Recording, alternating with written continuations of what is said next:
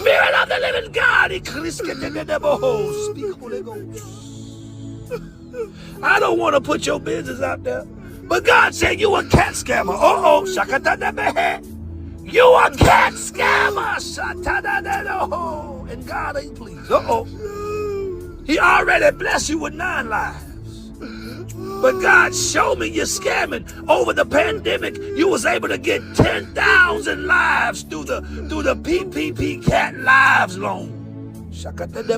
And you've been selling them like EBT. Uh-oh. I don't know you. You don't know me. You've been selling 100 lives for $50.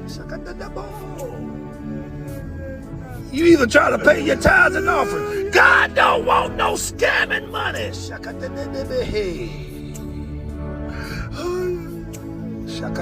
You try to sell me some and I